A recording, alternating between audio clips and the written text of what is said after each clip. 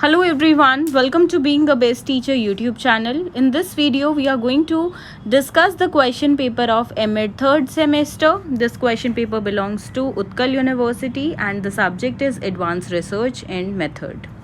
So, this question paper is of 2022. The date of the examination was 20th April 2022. The first question is like this: explain the concept of experimental research design with its purpose and principle. Question from unit 1. And in choice you have another question, whatever you feel, which one you are best in, you think that you can attempt well in exam, you can choose that particular question. यहाँ पे देखिए दूसरा question जो है वो है what is factorial design in research, write down its types, pros and cons. See if you will talk the paper pattern, तो हर साल रिसर्च डिज़ाइन पे क्वेश्चन आता है, एक्सपेरिमेंटल रिसर्च डिज़ाइन पे हर साल ये क्वेश्चन रिपीट होता है, स्किप नहीं होता है. So most important question, first question का first part. Coming to the second question, explain survey design with suitable examples. Discuss the types and steps for conducting a good survey research. Then इसी का second part है explain mixed method design in education with suitable examples. Analyze the evaluation and ethical issues in a mixed method design. Right? Okay. Now coming to the question number 3.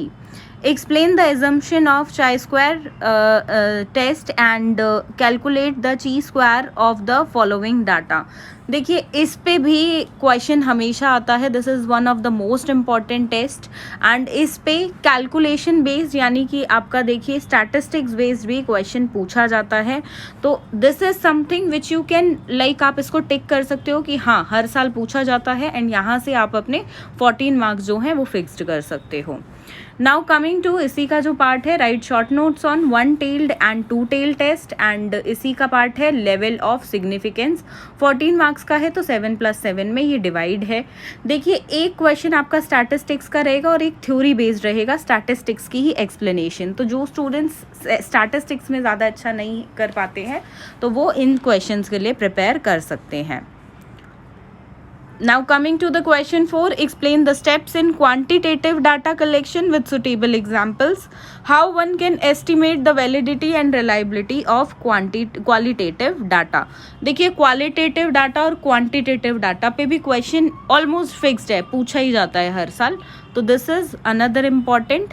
देखिए इस complete subject के notes और बाकी subjects के भी, other semesters के भी सभी सब्जेक्ट्स के नोट्स आपको मिल जाते हैं. In English medium we provide the notes. अगर आप नोट्स लेना चाहते हैं तो वीडियो के डिस्क्रिप्शन में हमने अपना व्हाट्सएप लिंक और नंबर ड्रॉप किया है, आप वहाँ पे हमें व्हाट्सएप कर सकते हैं नोट्स लेने के लिए.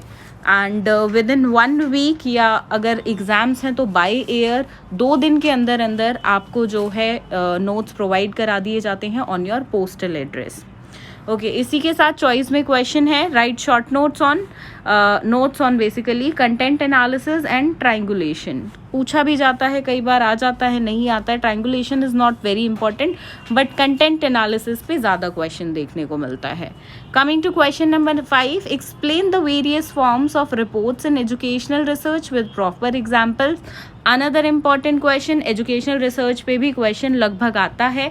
हो सकता है पार्ट में क्वेश्चन आए, तो पार्ट में आएगा तो 7+7 का आता है, मतलब 7 मार्क्स का एजुकेशनल रिसर्च होगा, या एज अ 14 मार्क्स भी जैसे इस बार पूछा गया है ऐसा क्वेश्चन भी आ सकता है. Discuss with suitable examples different mechanics of writing research report. देखिए रिसर्च रिपोर्ट को किस तरीके से लिखा जाता है, बहुत इंपॉर्टेंट क्वेश्चन है, फिक्स कर लो आप इसको भी. ये क्वेश्चन भी डेफिनेटली एग्जाम में पूछा जाएगा. देखिए ये कुछ ऐसे टॉपिक्स हैं यहाँ पे जिन पे क्वेश्चन आपको हर साल ऑलमोस्ट देखने को मिलता है, जो मैंने बताए हैं. बाकी थोड़ा सा 1-2% इधर उधर क्वेश्चन पेपर हो जाता है, otherwise pattern is same for Utkal university. And if you are preparing for your exams, definitely do previous year question papers because that is going to help you a lot.